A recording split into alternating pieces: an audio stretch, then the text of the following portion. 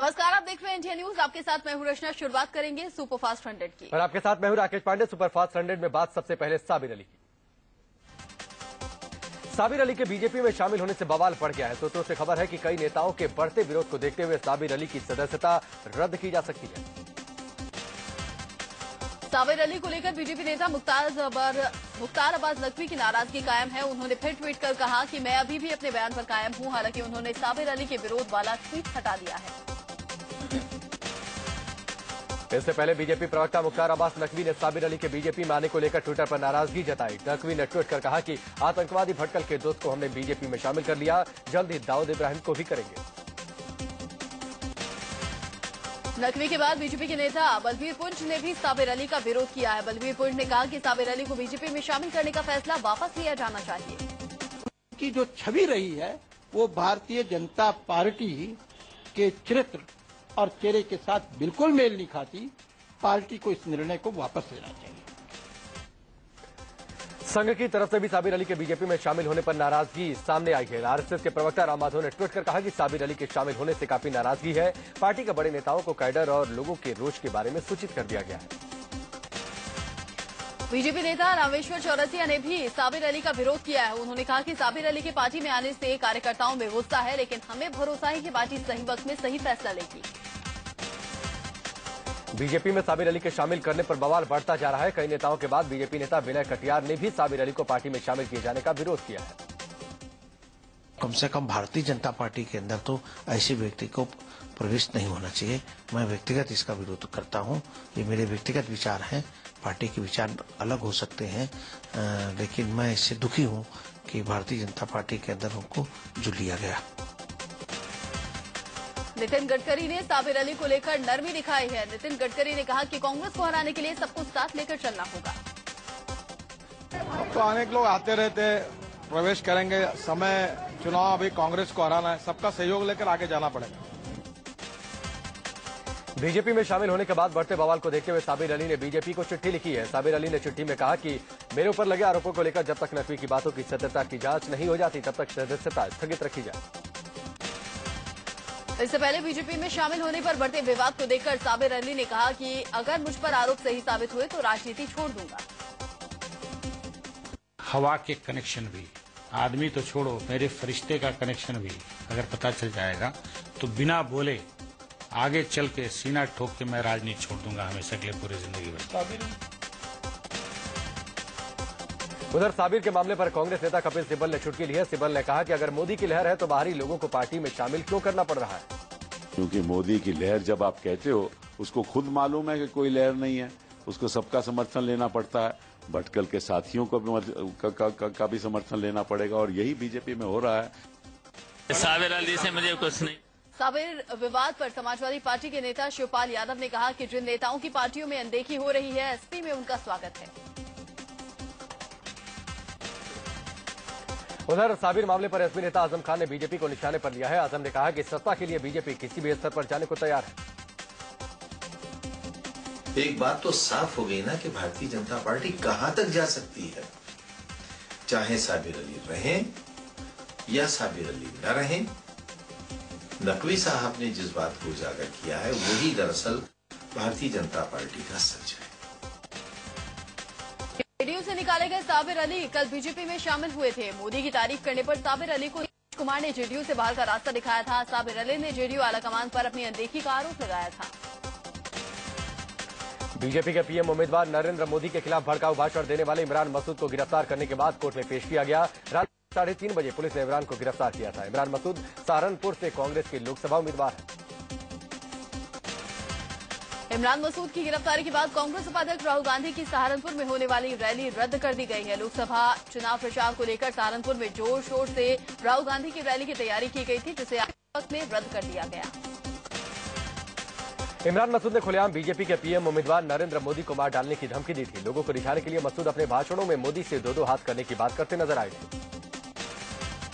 इसके बाद नरेंद्र मोदी को धमकी देने वाले इमरान मसूद के खिलाफ केस दर्ज किया गया। सहारनपुर के देवबंद थाने में इमरान मसूद के खिलाफ जनप्रतिनिधित्व कानून और आईपीसी की विभिन्न धाराओं के खिलाफ केस दर्ज हुआ है। इस बयान के बाद बीजेपी ने इमरान मसूद की उम्मीदवारी रद्द करने और उन्हें जेल भेजने की मांग की थी। उधर चुनाव आयोग ने इमरान की स्पीच मंगाई है। जौनपुर से कांग्रेस के लोकसभा उम्मीदवार और फिल्म अभिनेता रवि किशन ने इमरान के बयान पर ऐतराज जताया। रवि किशन ने कहा कि इस तरह की भाषा का इस्तेमाल हमारी संस्कृति में नहीं है। बहुत गलत बा, ये हिंदुस्तान में इस तरह की भाषा का इस्तेमाल नहीं होना चाहिए। मैं निंदा करता हूँ। ऐसे शब्द हिंदुस्तान में या कांग्रेस पार्टी के लोग या हिंदुस्तानी एक दूसरे के प्रति कभी नहीं बोलना चाहिए। हम लोगों की संस्कृति नहीं है। हरियाणा में अपने चुनाव अभियान को जारी रखते हुए आम आदमी पार्टी के संयोजक अरविंद केजरीवाल ने जींद में रोड शो किया। रोड शो के जरिए केजरीवाल लोगों से मुखातिब हुए। नई दिल्ली से कांग्रेस के उम्मीदवार अजय माकन ने अपने इलाके का दौरा करके लोगों से वोट मांगे। इस सीट पर अजय माकन का मुकाबला बीजेपी के मीनाक्षी लेखी और आम आदमी पार्टी के आशीष खेतान से है। बीजेपी की ओर से पीएम उम्मीदवार नरेंद्र मोदी आज यूपी और हरियाणा में रैली करने वाले हैं। यूपी में बागपत और अमरोहा में मोदी की जनसभाएं हैं। इसके बाद हरियाणा के गोहाना और फिर चंडीगढ़ में नरेंद्र मोदी रैली को संबोधित करेंगे। कांग्रेस उपाध्यक्ष आज यूपी में 2 जगह चुनावी रैलियों को संबोधित करने वाले हैं। राहुल की गाजियाबाद और मुरादाबाद में जनसभाएं होंगी। गाजियाबाद में राज बब्बर मैदान में है, जबकि मुरादाबाद में पार्टी ने नवाब काजिम अली खां को उम्मीदवार बनाया है। पीएम मनमोहन सिंह आज असम के शिवसागर और महामोरा में जनसभाओं को संबोधित करने वाले हैं। पीएम गोलाघाट के खुमताई में भी चुनाव प्रचार करेंगे। इन रैलियों में मुख्यमंत्री तरुण गोगोई शामिल होंगे। बीजेपी नेता सुषमा स्वराज आज दिल्ली के चांदनी चौक लोकसभा सीट से कई इलाकों से कैंपेनिंग करने वाली हैं। सुषमा यहां घंटाघर सब्जी मंडी में लोगों से मिलेंगी। इसके अलावा वो नई दिल्ली सीट के सदर बाजार और दिल्ली के इलाके में भी जनता के बीच जाएंगी।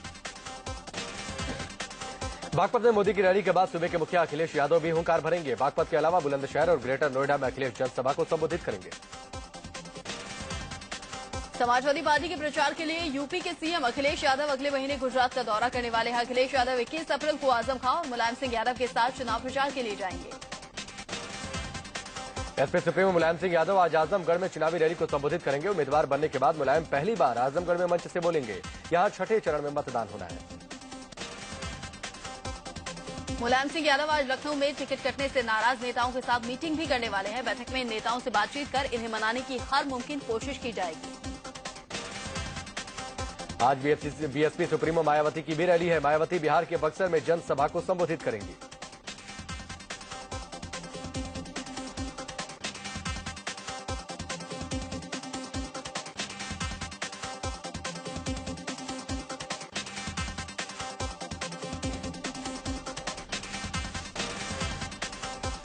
आज बिहार के मुख्यमंत्री नीतीश कुमार भी चुनावी रैलियां करने वाले हैं। नीतीश कुमार औरंगाबाद, गया, जमुई और नवादा में जनसभाओं को संबोधित करेंगे।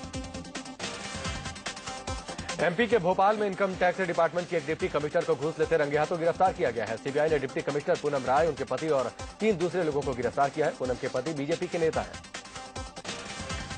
आरोप है कि टैक्स में कटौती को लेकर पूनम ने एक बिल्डर से 18 लाख रुपए मांगे थे। इसकी शिकायत पर सीबीआई ने कार्रवाई की और घूस लेते हुए पूनम और उनके पति को गिरफ्तार कर लिया।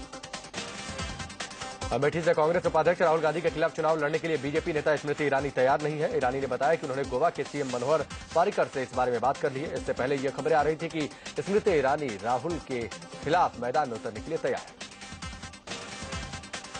बीजेपी अध्यक्ष राजनाथ सिंह ने कहा है कि कांग्रेस अध्यक्ष सोनिया गांधी और उपाध्यक्ष राहुल गांधी के खिलाफ पार्टी मजबूत उम्मीदवार मैदान में उतारेगी। लखनऊ से चुनाव लड़ रहे राजनाथ सिंह अपने चुनाव कार्यालय के उद्घाटन के दौरान मीडिया के सवालों के जवाब दे रहे थे। अमेठी में राहुल गांधी के खिलाफ स्मृति ईरानी को मैदान में उतारने के सवाल पर राजनाथ ने कहा कि पार्टी कई मजबूत उम्मीदवारों के बारे में विचार कर रही है। इतना तय है कि रायबरेली और अमेठी में मजबूत प्रत्याशी उतारे जाएंगे। उमा भारती के रायबरेली से चुनाव लड़ने की अटकलों पर विराम लग गया है। बीजेपी ने साफ कर दिया है कि उमा झांसी सीट से ही चुनाव लड़ेंगी। इससे पहले उमा भारती ने कहा कि वो रायबरेली से सोनिया गांधी के खिलाफ चुनाव लड़ने को तैयार है, लेकिन इसके लिए वो झांसी सीट नहीं छोड़ेंगी। साफ था कि वो 2 सीटों से चुनाव लड़ना चाहती थी, जिस पर पार्टी ने उन्हें झांसी से ही लड़ाने का फैसला किया। बीजेपी के शीर्ष नेताओं के पार्टी छोड़ने पर यशवंत सिन्हा ने नाराजगी जताई है। बीजेपी नेता यशवंत सिन्हा ने कहा कि बागियों का मसला बेहतर तरीके से सुलझाया जा सकता था। बेबाक तरीके से बोलते हुए सिन्हा ने कहा कि बागियों के मसले पर शीर्ष नेतृत्व से गलती हुई है। इस बीच बिहार से बीजेपी के लिए राहत की बड़ी खबर है। पार्टी से बगावत कर बक्सर सीट से निर्दलीय पर्चा भरने वाले उसके नेता लालमणि चौबे मान गए हैं। उन्होंने न सिर्फ नामांकन वापस ले लिया है, बल्कि मोदी के लिए प्रचार करने की भी बात कही है। दरअसल बक्सर से 3 बार सांसद रह चुके लालमुनि चौबे को मनाने के लिए बीजेपी ने दिन रात एक कर रखा था। खुद मोदी ने लालमुनि को 2 बार फोन पर बात की, लेकिन उनका मान सम्मान बनाए रखने का भरोसा भी दिया। इसी के बाद उनके सुर बदल गए। समाजवादी पार्टी के कद्दावर नेता और यूपी सरकार के वरिष्ठ मंत्री आजम खान ने बीजेपी के बागी नेता जसवंत सिंह को एसपी ज्वाइन करने का न्योता दे दिया है। आजम ने जसवंत सिंह की तारीफ करते हुए कहा कि सही व्यक्ति गलत पार्टी में था, अगर वो आना चाहे तो उनके लिए सपा के दरवाजे खुले। आम आदमी पार्टी के संयोजक अरविंद केजरीवाल को हरियाणा के चरखी दादरी इलाके में एक शख्स ने थप्पड़ मारने की कोशिश की। हालांकि हमलावर की कोशिश कामयाब नहीं हो पाई और उसका हाथ केजरीवाल की गर्दन पर लगा।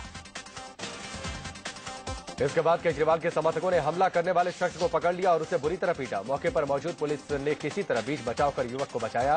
पुलिस हमला करने वाले युवक से पूछताछ कर रही है। केजरीवाल ने खुद पर हमला करने वाले युवक की पिटाई करने को गलत कहा। उन्होंने अपने समर्थकों से अपील की है कि वो शांति बनाए रखें, किसी भी तरह की हिंसा का जवाब हिंसा से न दें। साथ ही उन्होंने इस हमले के लिए विपक्ष पर तीखा हमला बोला। इससे पहले रेवाड़ी में भी अरविंद केजरीवाल को विरोध का सामना करना पड़ा। यहां रोड शो के दौरान उनके काफिले के आगे कांग्रेसी कार्यकर्ताओं ने झंडे बैनर लेकर विरोध प्रदर्शन किया। बीजेपी के पीएम उम्मीदवार नरेंद्र मोदी 9 अप्रैल को वडोदरा से नामांकन दाखिल करेंगे। यहां उनके खिलाफ कांग्रेस ने मधुसूदन मिस्त्री को अपना उम्मीदवार बनाया है। वडोदरा के अलावा मोदी वाराणसी से भी मैदान में है। वहीं बीजेपी के वरिष्ठ नेता लालकृष्ण आडवाणी 5 अप्रैल को नामांकन दाखिल कर सकते हैं। आडवाणी गुजरात के गांधीनगर सीट से फिर से मैदान में। अभिनेता परेश रावल 7 अप्रैल को नामांकन कर सकते हैं। परेश रावल को बीजेपी ने अहमदाबाद पूर्व से अपना उम्मीदवार बनाया है। सीट पर अपना टिकट कटने से बीजेपी के हरेन पाठक नाराज चल रहे थे। हिंदुस्तान टाइम्स में सूत्रों के हवाले से खबर छपी है कि या तो नरेंद्र मोदी पीएम बनेंगे या फिर बीजेपी विपक्ष में बैठेगी। इस पर अंतिम फैसला मोदी का होगा। चुनाव नतीजे आने के बाद मोदी तय करेंगे कि क्या करना है। संघ सूत्रों का कहना है कि बीजेपी में कोई भी प्लान बी नहीं है। रेप के आरोप में कई महीनों से जेल में बंद नारायण साईं भी नमो नमो कर रहा है। सूरत जिला अदालत में पेशी के लिए आए नारायण साईं ने कहा कि देश में मजबूत शासन वाली सरकार बननी चाहिए और मोदी ही ऐसी सरकार दे सकते हैं। एक और आइटम गर्ल मोदी के लिए प्रचार करना चाहती हैं। आइटम गर्ल श्रद्धा शर्मा नरेंद्र मोदी के लिए वोट मांगने की बात कह रही हैं। इससे पहले मेघना पटेल और राखी सावंत मोदी की मुरीद हो चुकी हैं। राजनीति के मैदान में कूदी राखी सावंत ने अपनी राजनीतिक पार्टी बनाई है। Rakhi Sawant Mumbai north west seat से निर्दलीय चुनाव लड़ रही हैं। सूचना प्रसारण मंत्री मनीष तिवारी की एम्स में सर्जरी है। मनीष तिवारी पिछले कई दिनों से बीमार चल रहे हैं। शुक्रवार को उन्हें एम्स के निजी वार्ड में भर्ती करवाया गया। तबियत खराब होने की वजह से ही मनीष तिवारी ने चुनाव नहीं लड़ने का फैसला किया था। मुंबई में एक कार्यक्रम में शिरकत करने पहुंचे शिवसेना प्रमुख उद्धव ठाकरे ने शरद पवार पर निशाना साधा। ठाकरे के मुताबिक पवार पर गलत बयानबाजी के लिए चुनाव आयोग को जरूरी कार्रवाई करनी चाहिए। दिल्ली हाईकोर्ट ने कांग्रेस और बीजेपी को मिलने वाले विदेशी चंदे की जांच का आदेश दिया है। आम आदमी पार्टी के नेता प्रशांत भूषण की अर्जी पर हाईकोर्ट ने आदेश दिया। योग गुरु बाबा रामदेव ने फरीदाबाद में कहा कि वो बीजेपी और एनडीए को 9 मुद्दों पर सशर्त समर्थन देने के लिए तैयार हैं। बिहार के सीएम नीतीश कुमार ने सांप्रदायिकता को लेकर बीजेपी पर वार किया है। नीतीश ने कहा कि बीजेपी सांप्रदायिकता के चश्मे से आतंकवाद को देखती है। वाराणसी से टिकट कटने के बाद कानपुर से चुनाव लड़ रहे बीजेपी नेता मनोहर जोशी पत्रकारों पर ही बरस पड़े। कार्यक्रम के सिलसिले में कानपुर पहुंचे जोशी से कानपुर के विकास को लेकर सवाल किए गए तो उन्होंने पत्रकारों को झिड़क दिया। देवरिया से बीजेपी कैंडिडेट कलराज मिश्र के खिलाफ आचार संहिता के उल्लंघन का मामला दर्ज किया गया है। आरोप है कि कलराज मिश्र ने फाजिल नगर इलाके में बिना प्रशासन से मंजूरी लिए रोड शो और नुक्कड़ सभा की। गोंडा में उस वक्त अजीबोगरीब स्थिति पैदा हो गई जब बीजेपी नेता महेश नारायण तिवारी एक जनसभा में मंच पर ही फूट है। आरोप है कि कलराज मिश्र ने फाजिल नगर इलाके में बिना प्रशासन से मंजूरी लिए रोड शो और नुक्कड़ सभा की। गोंडा में उस वक्त अजीबोगरीब स्थिति पैदा हो गई जब बीजेपी नेता महेश नारायण तिवारी एक जनसभा में मंच पर ही फूट कर रो पड़े। दरअसल महेश नारायण गोंडा से टिकट चाहते थे, लेकिन बीजेपी ने कीर्तिवर्धन सिंह को टिकट दे दिया। मंच से महेश नारायण का दर्द फूट पड़ा।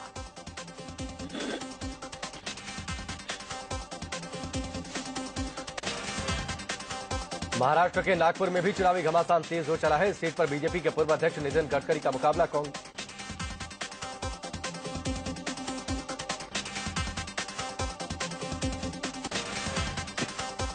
नॉर्थ ईस्ट दिल्ली से आम आदमी पार्टी के उम्मीदवार प्रोफेसर आनंद कुमार ने रोड शो कर लोगों से वोट मांगे। प्रोफेसर आनंद कुमार का मुकाबला बीजेपी के मनोज तिवारी और कांग्रेस के जेपी अग्रवाल से है।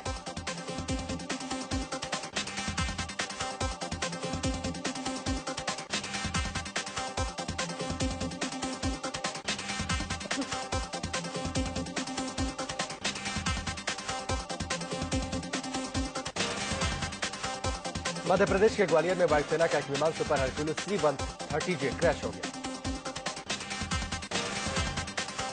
बताया जा रहा है कि इस विमान ने करीब 10 बजे आगरा से अपनी नियमित ट्रेनिंग पर उड़ान भरी थी। उड़ान भरने के कुछ देर बाद ही मध्य प्रदेश और राजस्थान सीमा पर करौली जिले में क्रैश हो गया।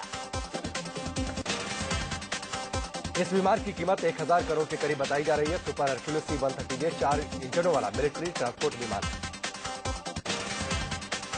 बीजेपी ने हरक्यूलिस विमान के दुर्घटनाग्रस्त होने पर केंद्र सरकार पर हमला बोला है। सरकार की आलोचना करते हुए बीजेपी ने कहा कि नौसेना और वायुसेना में आए दिन होने वाली दुर्घटनाओं को लेकर सरकार की जवाबदेही बनती है और इस मामले की जांच होनी चाहिए।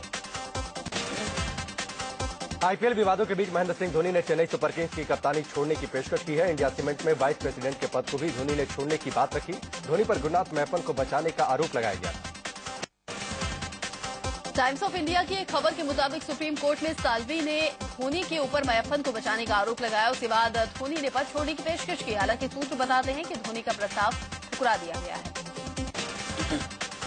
इससे पहले सुप्रीम कोर्ट ने पूर्व क्रिकेटर सुनील गावस्कर को बीसीसीआई का अंतरिम अध्यक्ष बनाने का आदेश दिया है। कोर्ट ने कहा कि आईपीएल से जुड़े बीसीसीआई के सारे कामकाज गावस्कर देखेंगे, जबकि आईपीएल से अलग दूसरे टूर्नामेंटों का कामकाज शिवलाल यादव संभालेंगे। सुप्रीम कोर्ट कहा कि गावस्कर जितनी जल्दी हो सके कमेंट्रेटर के तौर पर बीसीसीआई से अपना कॉन्ट्रैक्ट खत्म कर लें, बीसीसीआई की कमान संभालें। कोर्ट ने यह भी कहा कि गावस्कर को बीसीसीआई के अंतरिम अध्यक्ष के तौर पर तनख्वाह भी मिलेगी। अपने फैसले में कोर्ट ने कहा कि आईपीएल 7 के कार्यक्रम में कोई बदलाव नहीं किया जाएगा, यानी आईपीएल 7 अपने पूर्व निर्धारित कार्यक्रम के मुताबिक ही होगा। कोर्ट ने चेन्नई सुपर किंग्स और राजस्थान रॉयल्स के आईपीएल में खेलने पर रोक लगाने से भी इनकार कर दिया।